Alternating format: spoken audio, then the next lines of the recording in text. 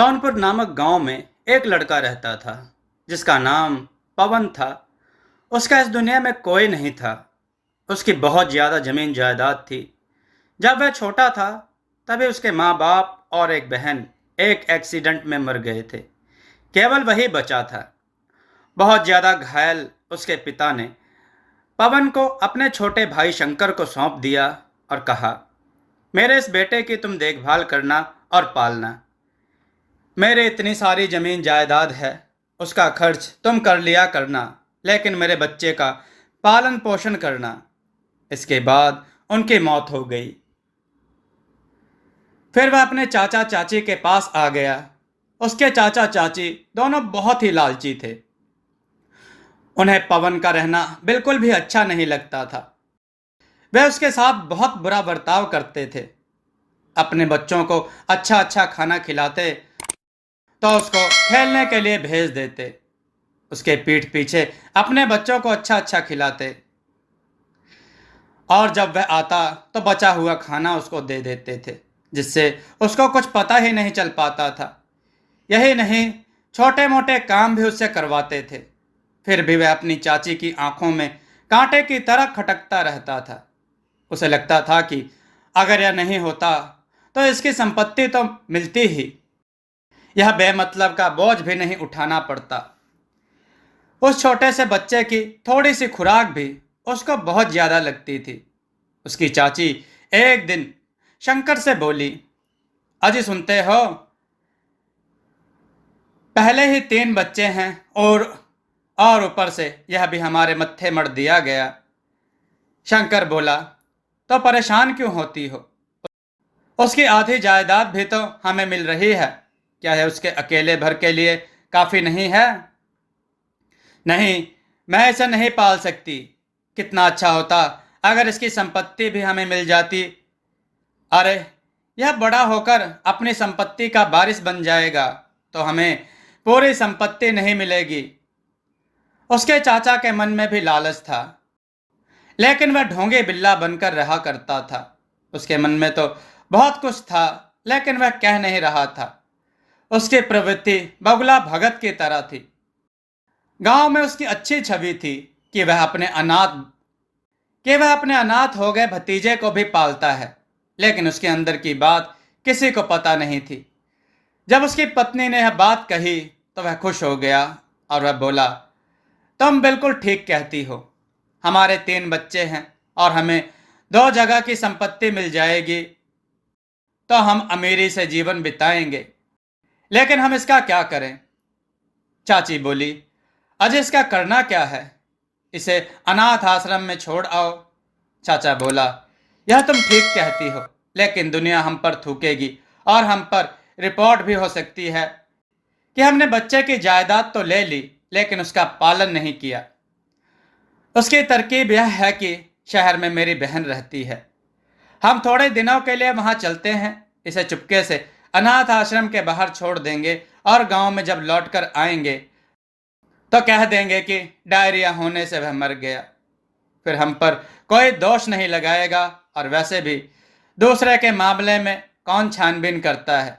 किसके पास इतनी फुर्सत है? शंकर खुश होकर बोला, यह बात बढ़िया रही। तुम कितने बुद्धिमान हो। उन्होंने यही किया।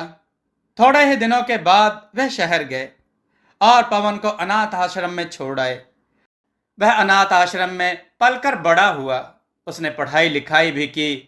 उसके बाद वह बड़ा होकर वहां से निकल आया। अब वह प्राइवेट नौकरी करने लगा था, जिसमें थोड़े से ही पैसे मिलते थे। उसके मन में गरीबों के लिए बहुत दया थी। घर से बाहर ड्यूटी जाते समय अगर वह किसी अनाथ और गरीब बच्चे को देखता तो उसकी बहुत मदद करता था।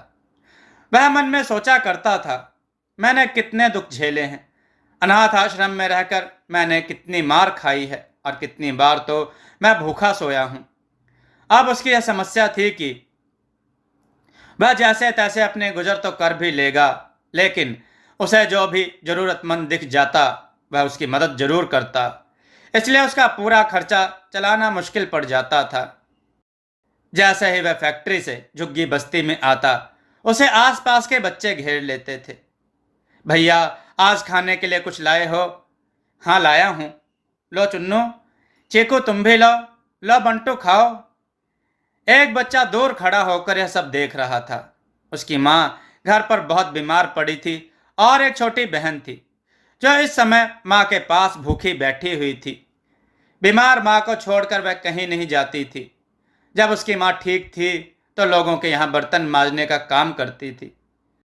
बीमारी की वजह से वह कई दिनों तक काम पर नहीं जा पाई, इसलिए उनके यहाँ खाने के लिए कुछ भी नहीं रहा था।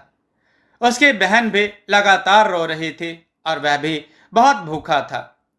आज सवेरे से वह कई लोगों से कुछ मांगने की कोशिश कर चुका था, लेकिन सबने उसे दुत्कार कर भगा दिया था और ऊपर से खरी खोटी सुनाई थी वो अलग। एक ने कहा, आजकल यह धंधा बन गया है, छोटे छोटे बच्चों को लोग भेज देते हैं मांगने के लिए ताकि उन्हें कोई मना ना करे।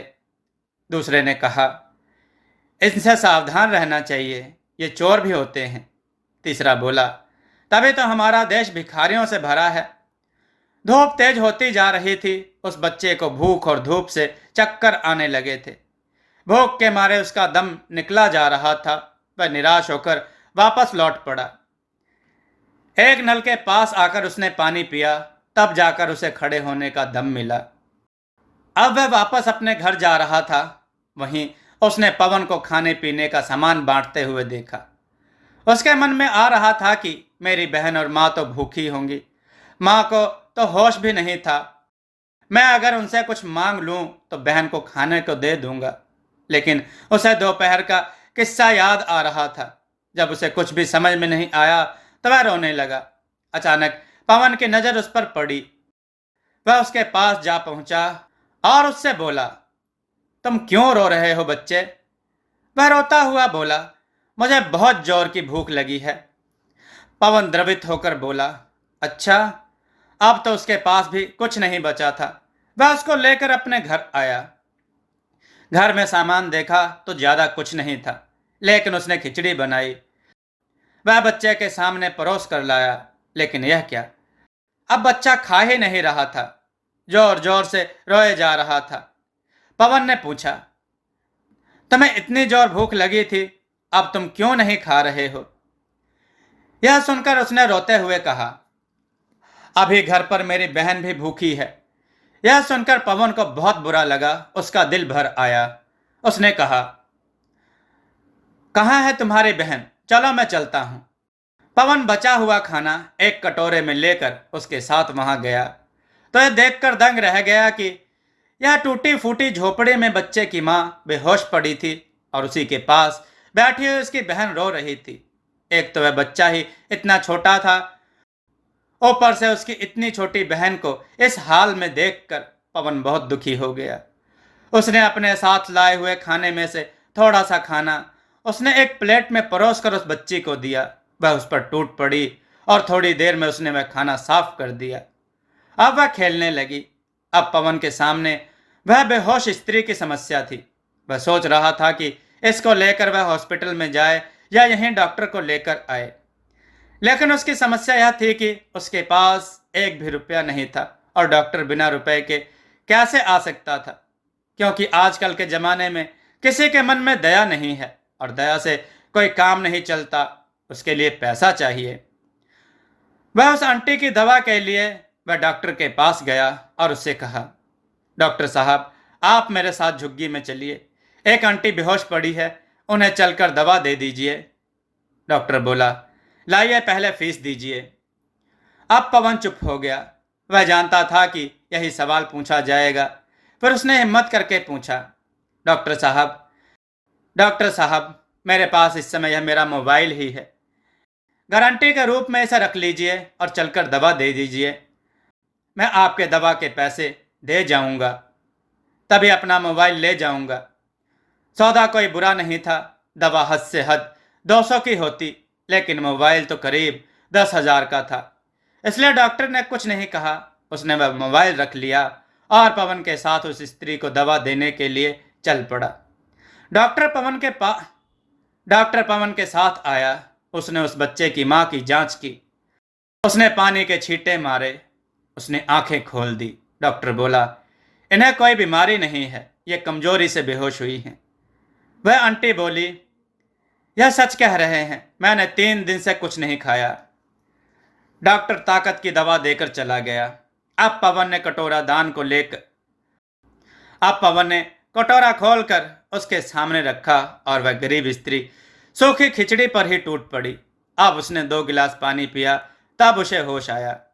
इस बीच में पवन ने उसके घर की साफ सफाई करवाई। तब तक उसने देखा कि दरवाजे पर एक कार आकर रुकी।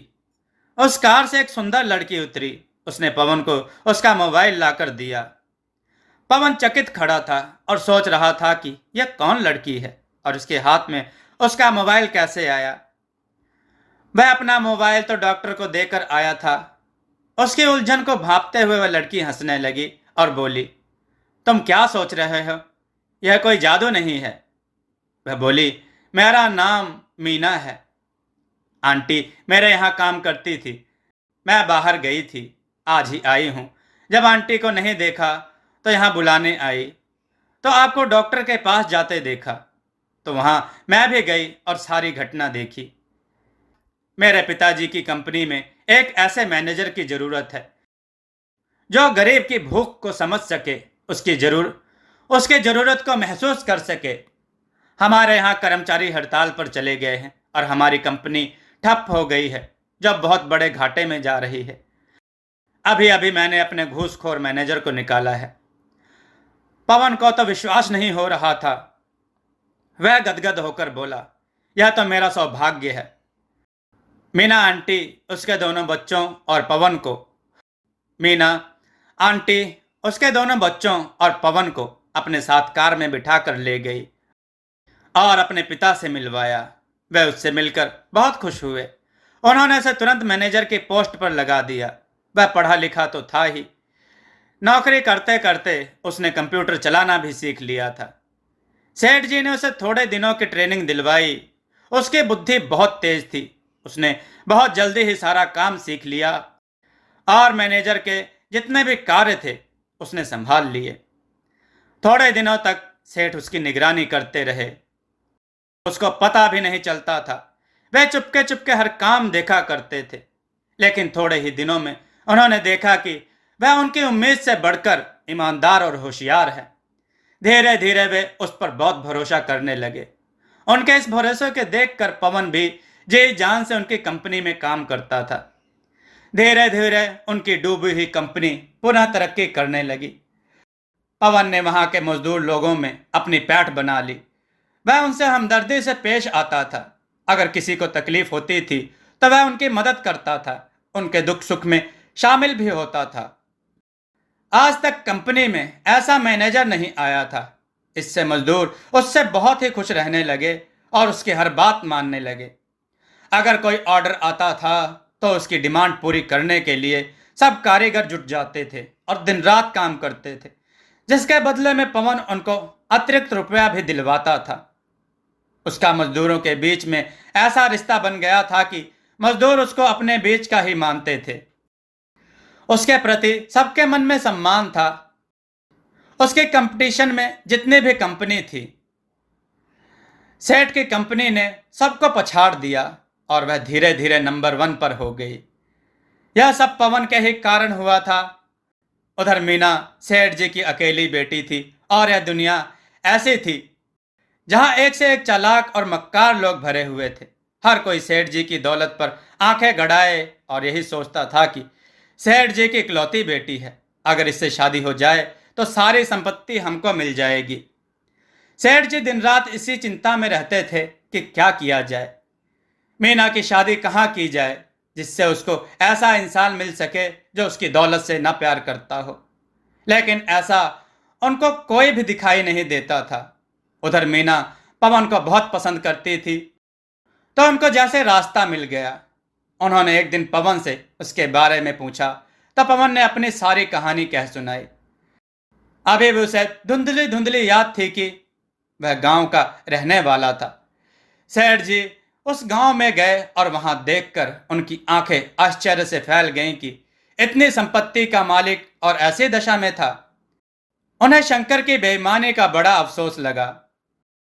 उधर शंकर को पता चला कि जिस बच्चे को वह अनाथ आश्रम में छोड़कर आए थे उसके सरपरस्त सेठ जी हैं। तब वह पवन को पुनः अपनाने के लिए आ गया, लेकिन पवन ने उसको पहचानने से ही मना कर दिया। सेठ जी ने अपनी बेटी मीना की शादी पवन से कर दी। इस तरह से परोपकारी पवन को उसके जीवन में उच्चतम मंजिल मिली। सही कहा गया है, किस्मत जिसका साथ देती है उसको आगे बढ़ने से कोई नहीं रोक सकता, और भगवान जिसके साथ में होता है उसके जीवन को कोई मिटा नहीं सकता। दोस्तों, आपको यह कथा कैसी लगी? अपने विचार और सुझाव कमेंट में जरूर दें। हमारी कथाओं को लाइक करें, हमारे चैनल को सब्सक्राइब करना न भूलें। हमारी कथाओं को शेयर जरूर करें जिससे लोगों को अच्छा ज्ञान प्राप्त हो। जय श्री राम भक्तों।